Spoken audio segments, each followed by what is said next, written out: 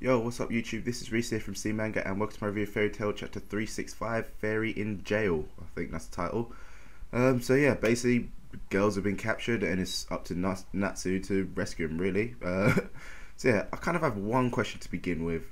How the hell did Natsu find a location of where Mira and Urza went so quickly? It's like, how the hell did they like relay that information so damn fast? And why the hell, if he got that, if like, you know, obviously he was like, say, talk to Master Makarov over the Larchmar, why the hell did he not relay the whole thing of, oh yeah, there's probably a traitor, this is where I'm going to, you know, like start relaying all his information as he's going?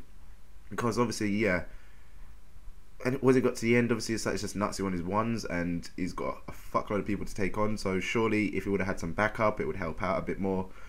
But yeah, either way, Natsu is pretty much pissed and he's gonna just go hunt down the guys who hurt his friends, which is just, you know, usual Natsu.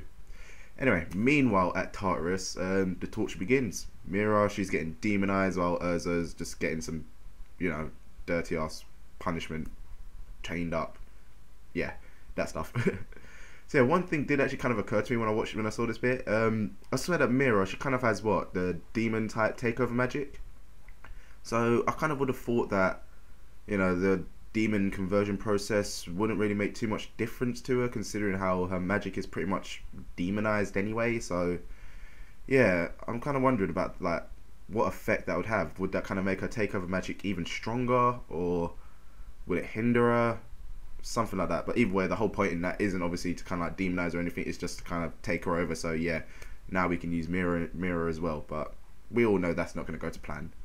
But anyway, we find out pretty much like why Jellal is so special to these guys. He apparently is the final key to unlocking Face, which, well, you know, obviously with his life, Face will be released.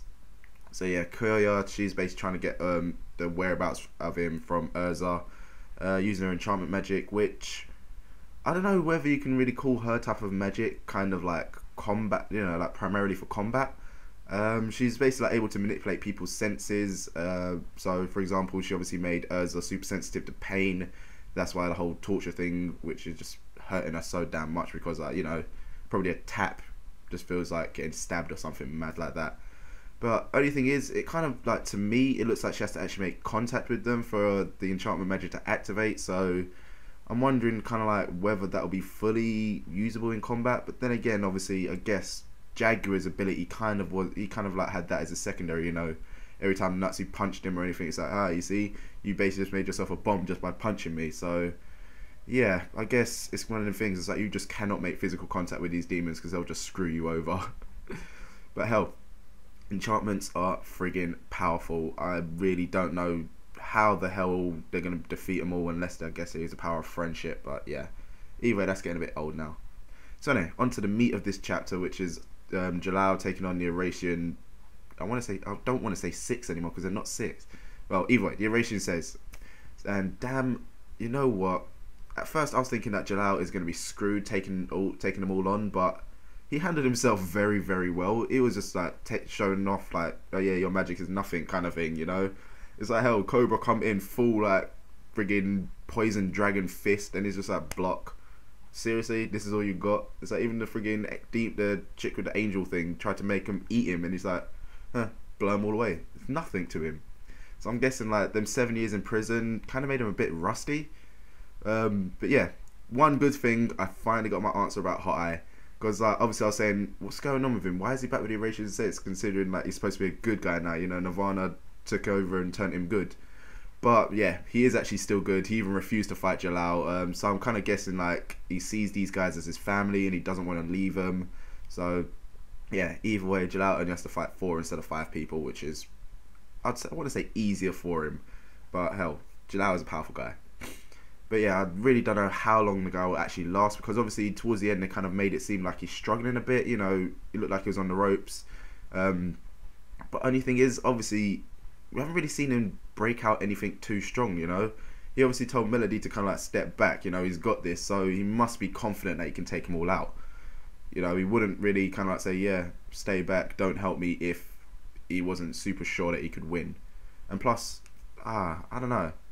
I don't know how they're going to go with this, you know, if they actually are going to kill him so they can unleash Face and then Fairy Tail have to stop Face, or whether, I don't know, he'll just get beat down so badly, but then they'll save him, and then Face won't ever get active, and then they'll have like a secondary plan. Something crazy like that's going to happen. But yeah, final part of this is pretty much, you know, Natsu breaking in to save the girls. The guy's just way too hot-headed, if you ask me.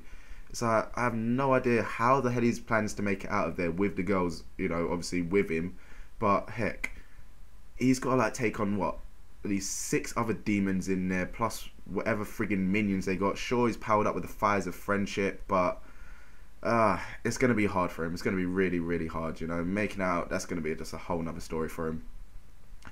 Anyway, that pretty much ends the chapter, but heck, one last bit of good news, which I guess is kind of like a nice little late Christmas present for anime fans.